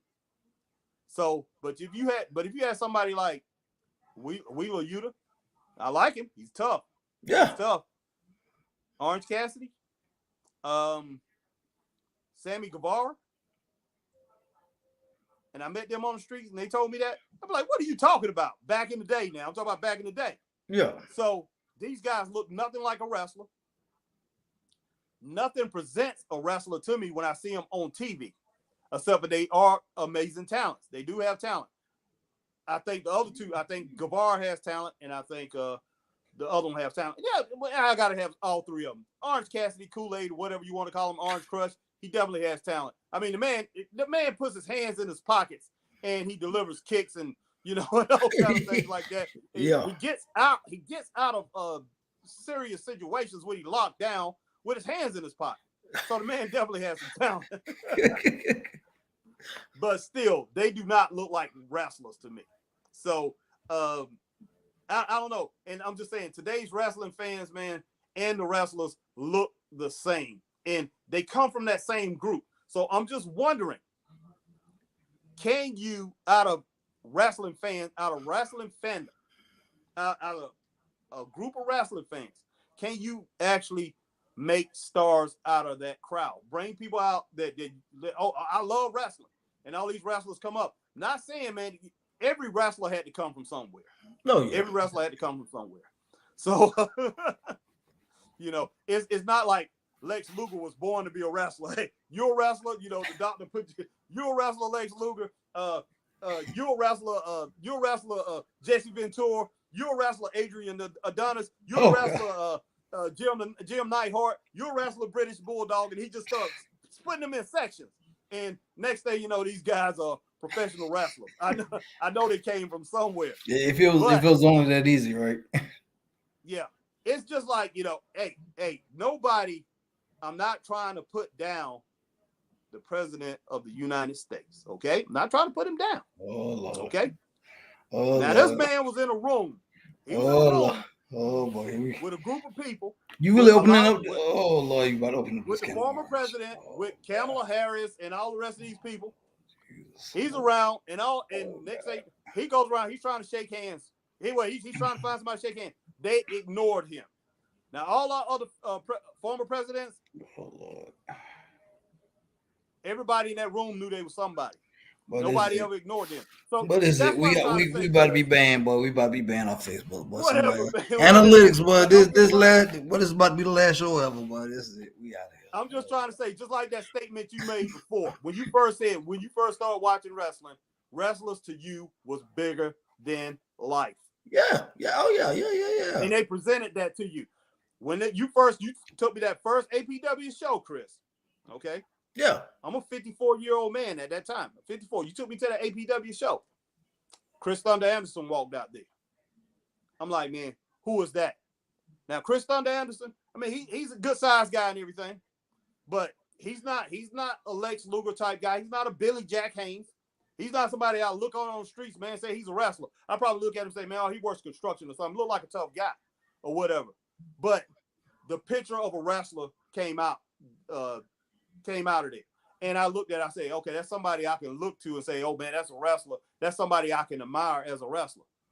And there was a few other guys that came into that ring that night too. I can say the same thing about.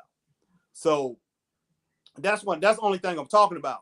And what I'm saying is, from today's wrestling fans, you getting a lot of people that's bouncing into the ring that have no business being in the ring. They just they look like a fan, man, that or somebody that love wrestling, and they were sitting at home on their computers or on their little Xbox or whatever, PlayStation. Oh my God, he's an Xbox. Yeah. I know you're Xbox, but I know you're a PlayStation guy, Chris. I'm not trying to talk about you or whatever. Oh, I know, man. I'm just like, but man, wow. But I see what you're saying, man. It's like I see what you're saying, man. It's like if you took a wrestler of today, put him against a regular sized fan, and had them in street clothes, and you couldn't tell, and you didn't know neither one of them. You walked up to 20 people, but okay, point out the wrestler.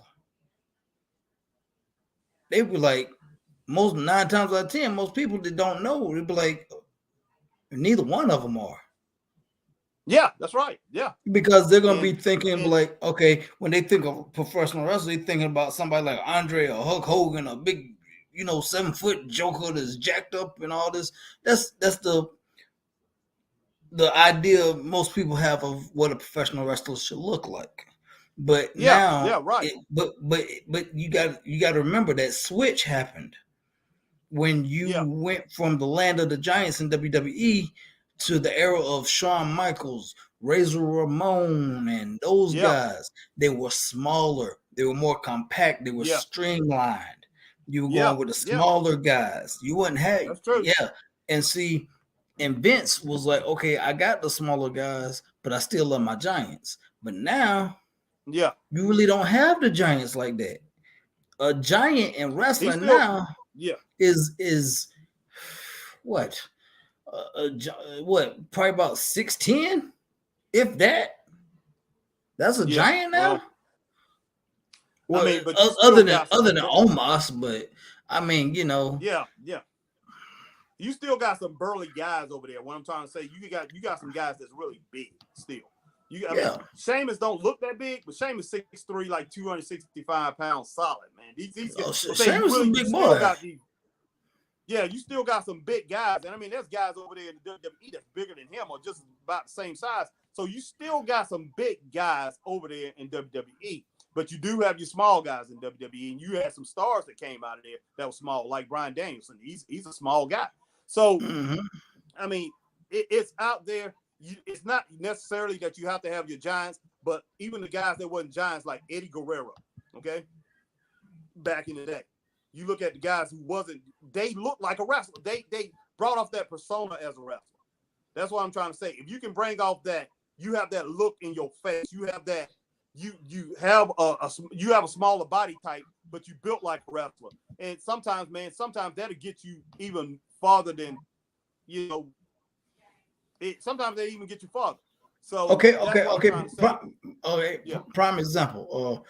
Ron said, Hart, Austin, HBK, all average size guys, but they had larger in life personalities. True, they did. Yes. That's okay, that's they what did. I'm trying to talk about. Yeah.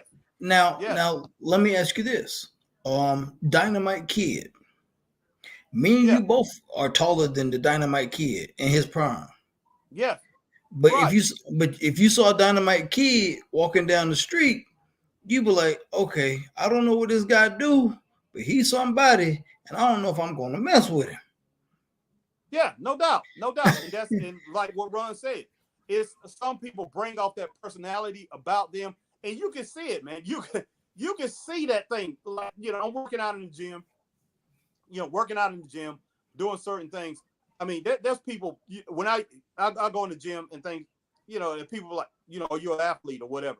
Yeah, I was an athlete years ago. I mean, but I mean, there's people I see come into the gym, and I end up and I talk to them and stuff like, and they find out, are you an athlete or whatever, or what high school do you go to? And then they'll tell me their name, and they were some local running back that was really good that I've heard of or something like that. So, or they was a quarterback of a good team. You can look at certain people and you can just tell, even if they don't have the stature, that their personality is something about their personality. They walk into a room everybody takes notice. It's like, wow, there's something about that person.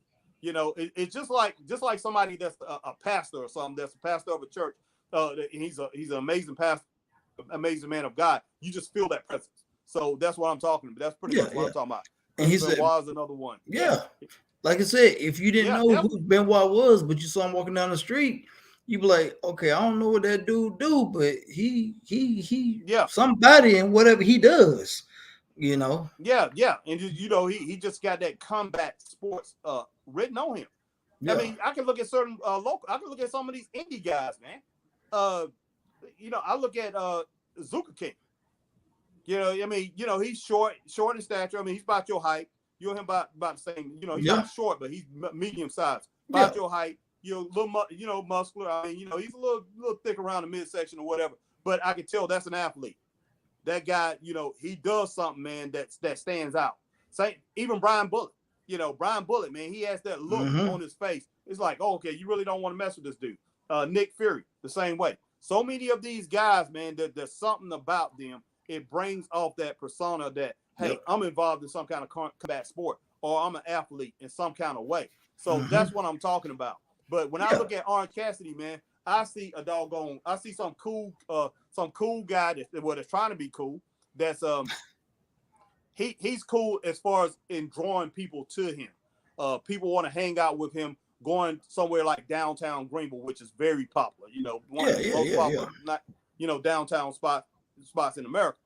Going downtown Greenville, you know, he'll have 3-4 friends following him, and he'll have some a bunch of other girls that's hanging out with them. And they all, you know, the cooler section, you know, he's got his shades or whatever. And he's trying to have, you know, he's trying to have that swag that you see an athlete have, or the swag that an artist has, you know, that you're going to find somebody like, you're somebody, who is what the heck? I'm trying, somebody, I'm trying about to name an artist, man. Who was that kid, man, that song "Cry Me a River"? Somebody, you know, Justin Bieber, the guy, Justin Timberlake, Justin Timberlake. You know, he's the type of person, you know, to have he's the Justin Timberlake without being Justin Timberlake. He's not a singer like Justin Timberlake, but he can draw people to him like that because of the person that he is. But he's trying to be, you know, he's trying to have that cool and have that persona of a recording artist or something like that, by the way he dressed and everything. Everybody say, oh man, this guy's cool, man. I want to hang out with him. But that's the type of person he is. And, you know, Guevara is one of these guys, man, that, you know, there's going to be certain girls, but, oh, he's so cute and everything. You know, I'm like, this guy don't make me think of somebody, hey, that's a superstar athlete. That's a wrestler. It just don't bring that off. Not going to say he can't get it done in the ring, because he does. I mean, awesome in the ring. But as far as what I'm trying to say, as far as wrestling fans, to close this part of what I was talking about, as far as wrestling fans, you know, is it going to take more than these type of guys? Is it going to take somebody like Ron said, with that personality of a Chris Benoit, of an Eddie Guerrero, you know, of a HBK, to and then, you know, and then we throw in the big guys. Is it going to take somebody with that Ric Flair type persona, those type of guys, man, to bring wrestling fans back to watching wrestling as a profession, as saying, oh, this is something I want to watch because these guys intrigue me. But these guys that's in the ring that they see, they look just like these fans out here, and they don't intrigue me. So it's like I'm turning on the show, and I'm like, what in the world I'm looking at? This right here looks like one of them Survivor Series type things or whatever. Let me turn this off. Survivor Series things, and people are surrounding them and they cheering for them. But, you know, somebody like us who watch wrestling all the time, we already know who they are. And we're going to watch because we're like, oh, these guys do great things. But I can't bring my uncles into the room, or bring my mom, who knows I'm a big wrestling fan, who used to watch it every now and then with me, or my aunts and everything. You know, and they was huge wrestling fans before, and they don't watch it now at all, and bring them in and say, oh, okay, man, hey, we got a match going on right now, and we got this Del Sol guy, you know, we got Del Sol versus we got Del Sol right now against Malachi Black. And then they come in and they see Malachi Black, you know, this monster, and he's wrestling this guy with this mask on, Del Sol, who got and they're gonna look at that and believe that Del Sol is a wrestler. They'll be like, who is this guy, man? So like they're gonna turn the TV. This is some kind of squash. This, you know, he's gonna get squashed. And not saying that wrestlers didn't get squashed back in the day, because we turned on, we see the Moki brothers getting their butts kicked every week. We saw that. But for some reason, they came off as a wrestler. Charlie Foley came off as a wrestler. He was, Rocky King. These guys came off as wrestlers, even though they're getting their butts kicked. Their personalities, even though they didn't talk, they came off as a wrestler. I mean, you started out with Brody Chase. Brody. I saw Brody get his butt kicked a lot of times on Mid-Atlantic Championship Wrestling. When we went down there first, met him in Easley, man. When you first went out there, they started training. I remember I seen Brody Chase. Man, I was in awe of Brody Chase, Chris. Yeah. I'm like, what in the world am I in awe of this guy for? Because I believe he was believable as a wrestler. I believed him. I believed it. But man, if somebody like Darby Allin and stuff like that, man, I like Darby Allin.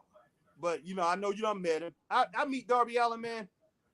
Besides me knowing him, you know, dude, you're not a wrestler to me. You just somebody that came out of the audience. You gotta, I mean, but that's the thing. That's the thing. Like I said, when him and Sammy came into the store, if I had to take a second, even though I knew who they was, I had to take a second look. Wow. I was like, literally, like, hey, how you guys doing? Welcome to the store. You know, I was like working at the GameStop at the time. I was like, hey, welcome to GameStop. And I went back talking to my coworker, and then something said, look at that guy again. And I looked and I stared. Wow. And I was like, Darby? And he was like, what's up, man? And I was like, holy cow. And I was like, I can't believe I didn't get you first off the bat, and I know who you are. And then I didn't even know Sammy was in there because I couldn't see him, because where I was standing at the store versus where he was. And he came around the corner and he was like, hey, dude. I'm like, hey, Sammy, what's up? You know, but yeah, I knew who these guys are. And it took me a second look to actually peg. Oh, wow. Okay. Yeah. You know? Yeah, you was a great, and you was nothing but you was huge in wrestling, man. You eat, sleep, drink that stuff back then, man. So that's just flat out crazy. That's just flat out crazy. Because I mean, I could not imagine. Anytime, man, I ran into a wrestler back in the day. I remember Dusty Rhodes come to our wrestling. As soon as I seen him, boom, knew who he was. Brad Armstrong, saw him at the mall, boom, knew who he was. Buzz Sawyer, saw him up in Myrtle Beach, knew who he was. Everybody knew who he was. The guy walked up to him and said, wrestling's fake. Buzz Sawyer picked him up and slammed him. Said, is that fake? You know, so everybody knew who he was, man. It just, that, you know, they had that. And the people that didn't know who he was, people were saying, man, you know, that guy over there, you know, who is that? You know, he looks like somebody, you know, everybody wanted to know who he was if they didn't know who he was. So, you know, these guys just, they put something off. It's some kind of aura or whatever. And if they told the wrestler, you believe them. Exactly. But now, man, yeah, so it's flat out crazy, dude. It really is. But, all right, man. The oversaturation we're seeing today, you know. Why, man? I think it's insanity. What about the oversaturation in wrestling? It's a lot. It's a lot, man. It's just so many. It's just so many promotions, and it just, man, it's saying things over and over. And then you look at all the promotions out here on the indie scene, and which Ron spoke on earlier. We got so many different promotions, and then it gets insane. And then you have a wrestler like our friend who saw what happened in the second show that he went to. He compared it to the first show, didn't want to go again. Exactly. So that's what we having right now, and we didn't used to have that. So it's insane, man. It's insane.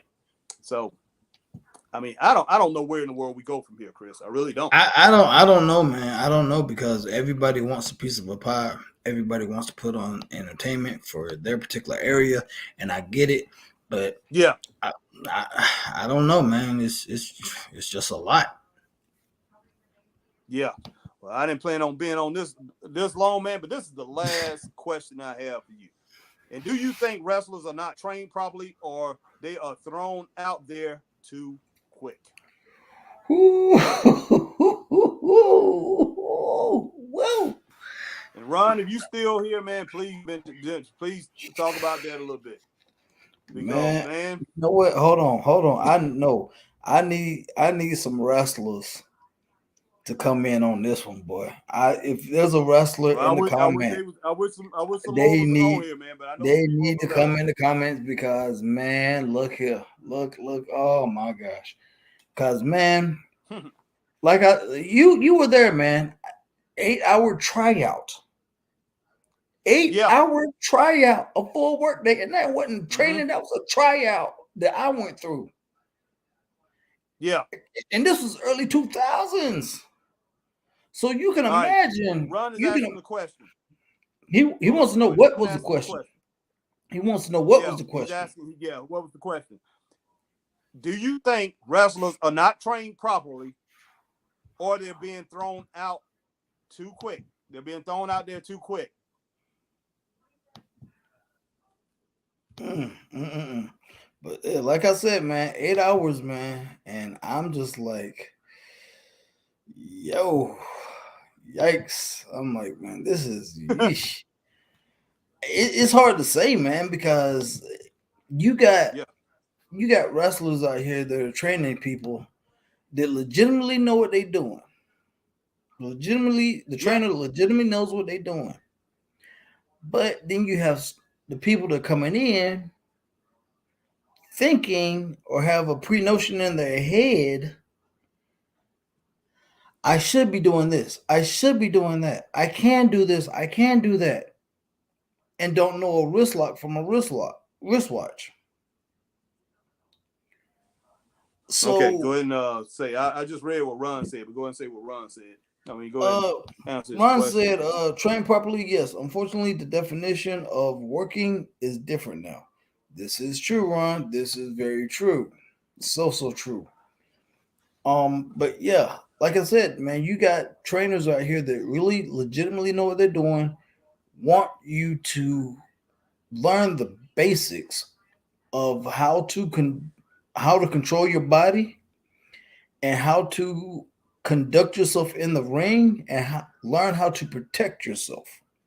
Those are the 3 things right there, man, that are bare essentials.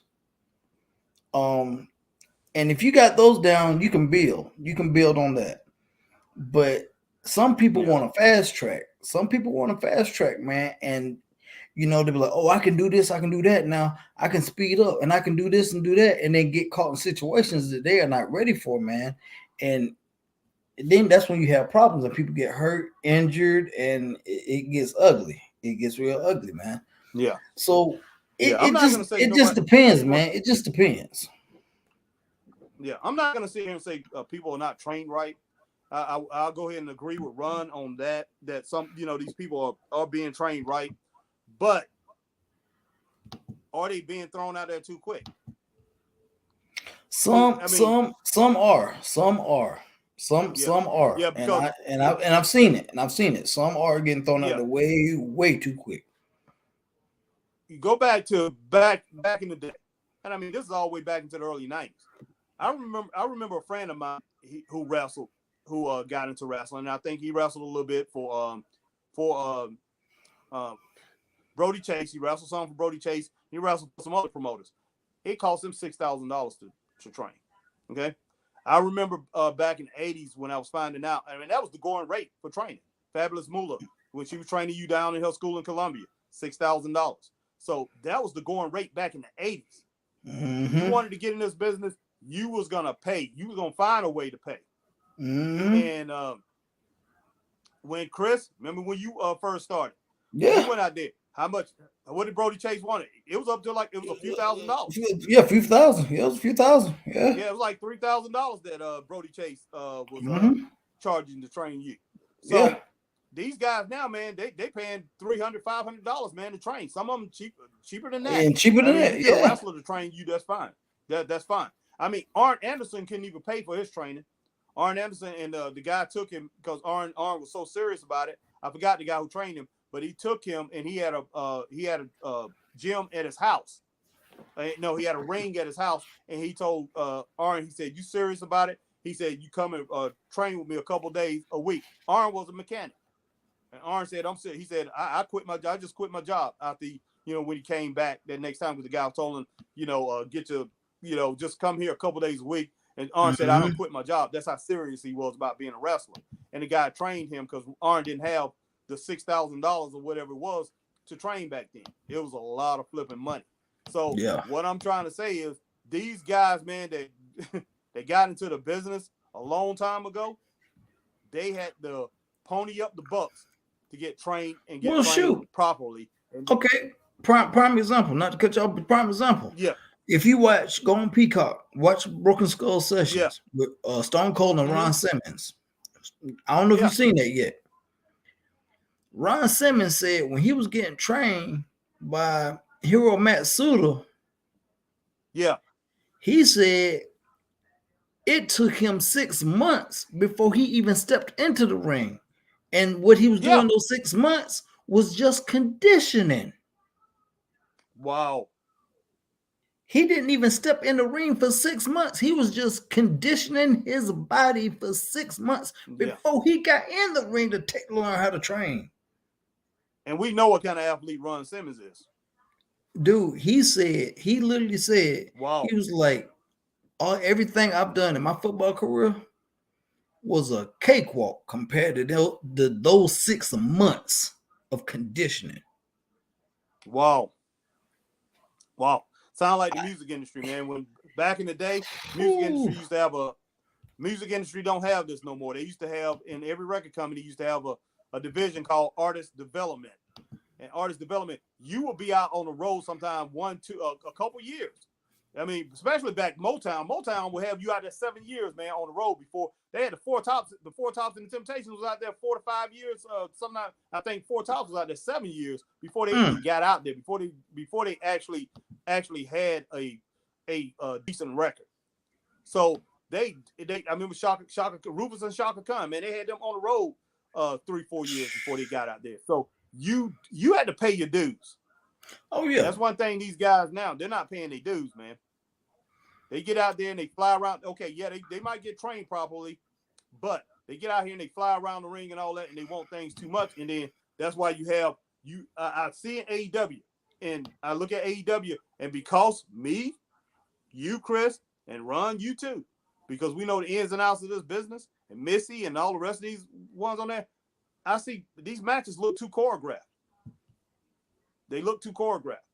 And, that's one thing I don't like. So I'm just like, man, of course, to a lot of people, they might not see it, or maybe they will see it, especially with HD TV now. So, everything HD, all the, everything's high def. So you definitely probably could see it. But wrestling looks, man, a lot of times it looks phony if you're not trained properly. Or trained a long time to do it. Because, back in the day, man, you could believe those. You could believe a lot of those moves. And anybody telling you, man, that wrestling wasn't real or whatever, you can take them. You can have them watch that match and stuff like that, and you can make an argument why it wasn't real. They couldn't make an argument with you. Back in the day, there was nobody could make an argument except for that can't be real. That's all they could say. And you sit there and explain to them, and talk about, it didn't matter. Dick Murdoch's matches, Dick Slater's matches, Bob Orton Jr.'s matches. You can sit there. It didn't matter what wrestler you talked about. And you talked about their matches. They could not tell you. They could not tell you in a constructive way why what they was doing was not real. Why it was phony. They couldn't tell you that. No, they couldn't. All they could tell you is there's no way in the world, man, they could take all that, man. There's no way in the world you could drop kick a man, and man just go jump right back up. So that's the only thing. That was their biggest argument. But they couldn't tell me that the way they threw punches at each other or kicks or anything like that, that it didn't look real. Okay. Yeah, go ahead and Ron posted something big there. Yeah, he did, boy. Whew. Okay, let's see here. Look at it like this. The fundamentals of wrestling match is something you can see everywhere, right? But what makes your show special as a promoter is when your talent all do the same thing. Baskin Robbins has how many fellows? How many flavors, fellas?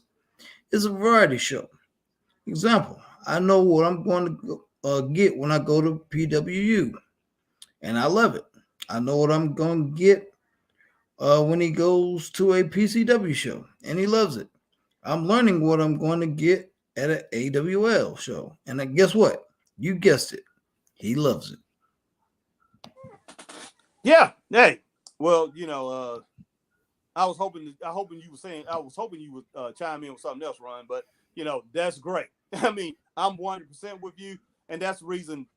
I mean, and Chris can tell you, I hated WWE Raw for so many years. Still, sometimes I hate the show. Sometimes I can look at it and hate it. But now, man, as far as I used to hate anything WWE, but I can go on there, man, now, and I can laugh with it. I can laugh because Vince been doing the same thing for so many years.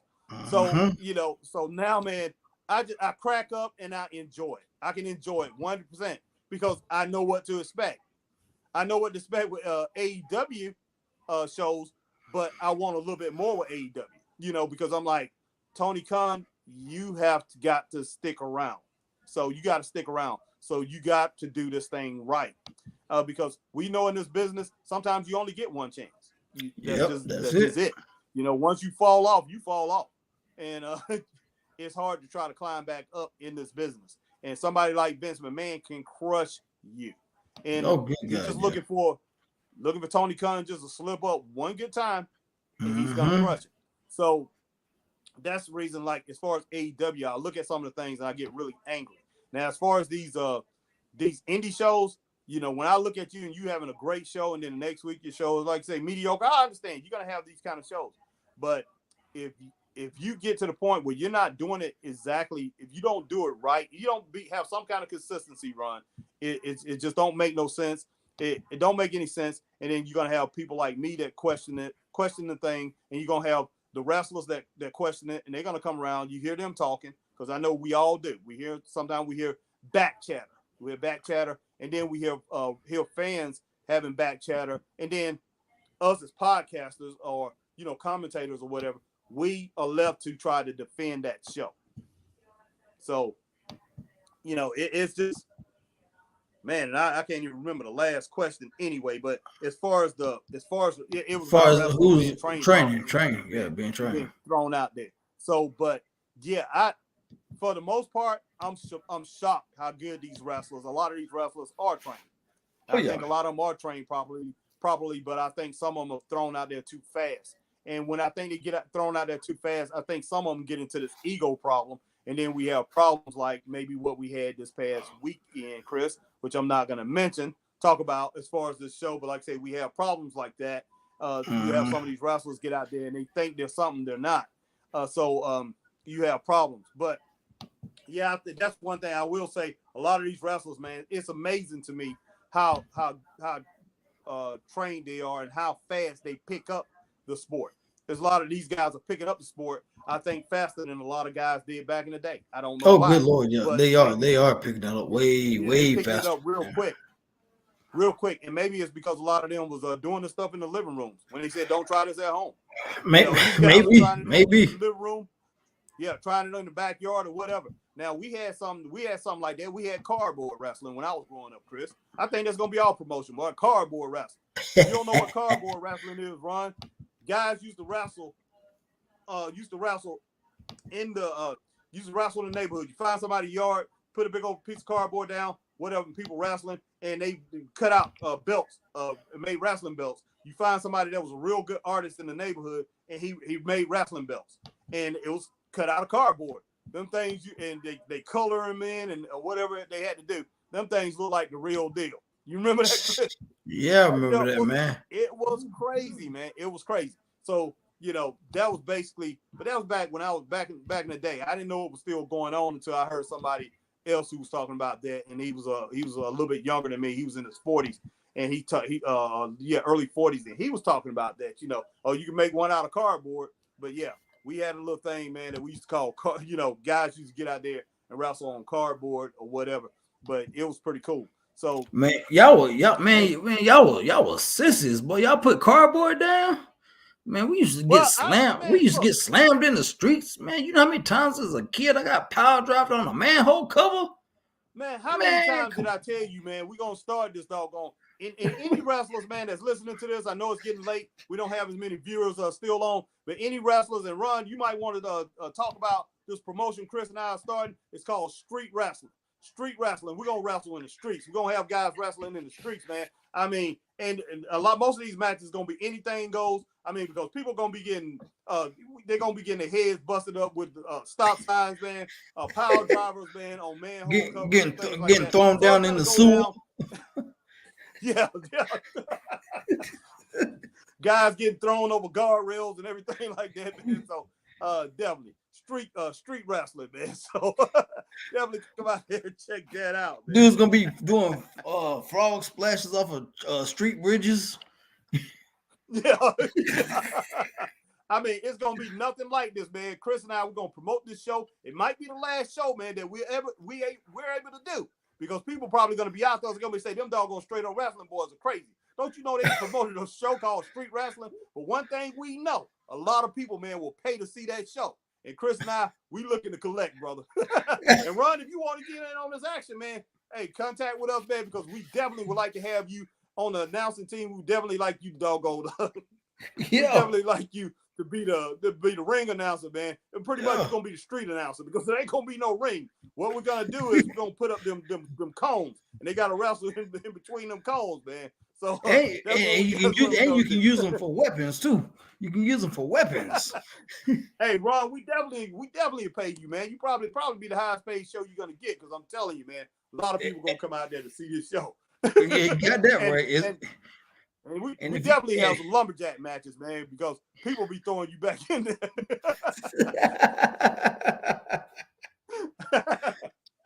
Well, we know that, Ron, and that's exactly what this is, man. And it's walking, because we definitely ain't gonna put on a show like that. Somebody put on a show like that, boy. I will be there to watch, man.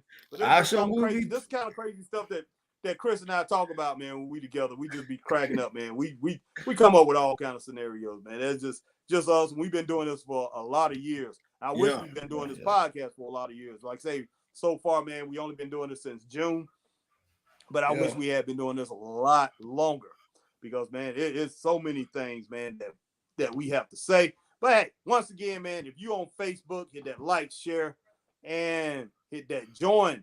Join, man. Let your friends know about Straight Up Wrestling Show. Chris, let them know about the other ones, man. The other platforms that we on. If you're on YouTube, like, share, subscribe, and hit that notification bell for times like this when we do a double header and actually come back on. Well, Harry did a double header. I didn't. This is my first show today, but because I had to grill. I was on the grill.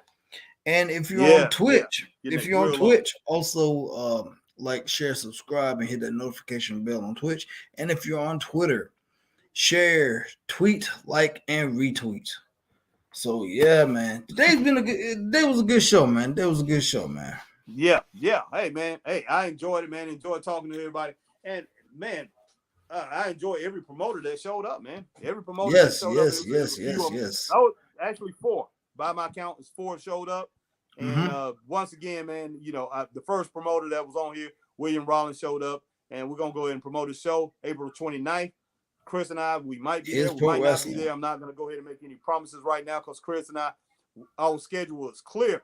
I'm going to say our schedule is clear. Usually it's not clear. We usually have it lined up where we're going to go. I mean, we did have somebody talking to us about going certain places, but I'm pretty, they was asking me, are you going to be at the show? You can be at the show. Some people are assuming that we're going to be at a certain show. Yeah. But no, we're not being at these shows. So flat out, no. Chris and I, we talking about going down to Georgia, maybe going down to Georgia next week or whatever.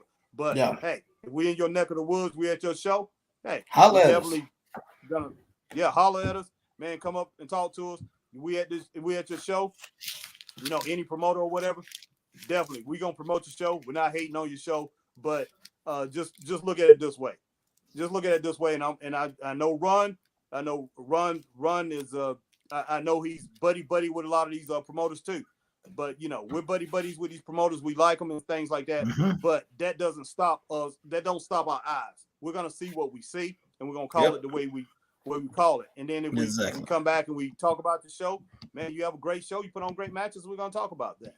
I mean, but we would never call you out as a promoter and say, "Oh man, you got a trash promotion" or anything like that, unless you do something, man, like you cussing kids out or something like that. You doing something, something unethical like that. So, but outside of that, man, I mean, everybody's cool with the Straight Up Wrestling Show, and man, that's something that we're gonna continue to do. And for my man Chris Burton and before we get out of here, let me plug. We do have shirts and we do have merchandise for sale, and I will run down the prices.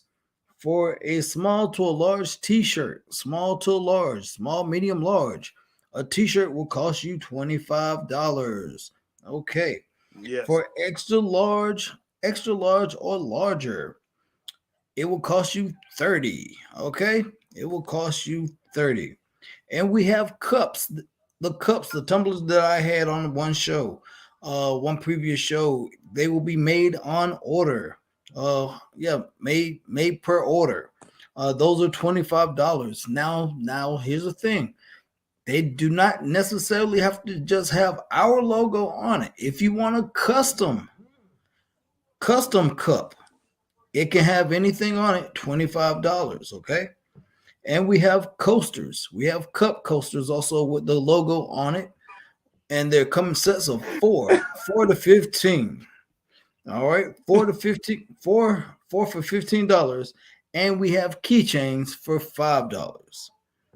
All right, I just had to plug that, man. That Ron Emerson crazy, boy. Rerun. I saw that, man. I agree. You gotta be. Yeah. You gotta be there sometimes. But man. Speaking of our man Ron, we should have said this earlier, but my man Ron, definitely check him out on the Wrestling Wire and the Real World Wrestling Community, man. I mean, this guy right here, TRWC, Ron gets on, and Ron's on he's on 13 hours, man, when he does his show. I mean, so definitely get on there. And I mean, you talking about a radio of wrestling, man. Ron is on there. Ron, he's gonna give you all the action. No, but Ron usually do his show. He's usually, he's maybe 3 hours or whatever. But Ron, man, he runs down everything, and that's what I like about it, man.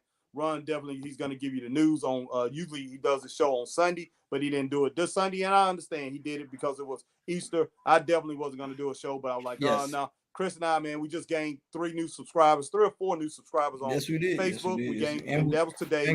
We gained a couple more on YouTube. We gained a couple more on YouTube. So I said, no, I'm going to go ahead. We're going to go ahead and go on online. We haven't been on in a few days, so I said let's go ahead and go online. I mean, I was going to go on and just run down some shows, or like I said, I was just going to let this go. But I did kind of like stop after went to church this morning, and man, yeah, happy Resurrection Day to everybody, man. The Lord has been risen.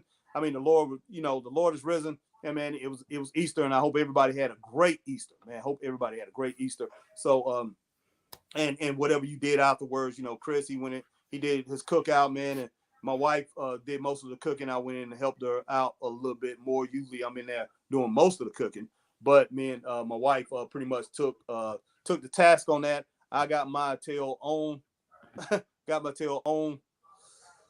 Oh man, gosh, getting tired, but you can't think. You got on the show, man. You got on the show, man. And did the podcast. I did the podcast, man. So, hey. But yeah, we'll see you at the show, Ron. But yeah, definitely check out my man Ron Emerson. And Scott Larson came on there. Larson, man, definitely pray for Scott. Truth. Pray for Scott, and definitely pray for Jeanette, because Chris's wife Jeanette, she's still got an upcoming surgery and everything on her heart. And pray for Scott that he gets back into action, man. And and Scott, man, he gets better. He gets more healthy, because we definitely need #truth. We all enjoyed, and I mean, we enjoy his interviews and all that. Right now, he's going to be doing the show once a month. So definitely, man, keep Scott Larson in your prayers. And as far let's keep the wrestling business in our prayers, man. all together.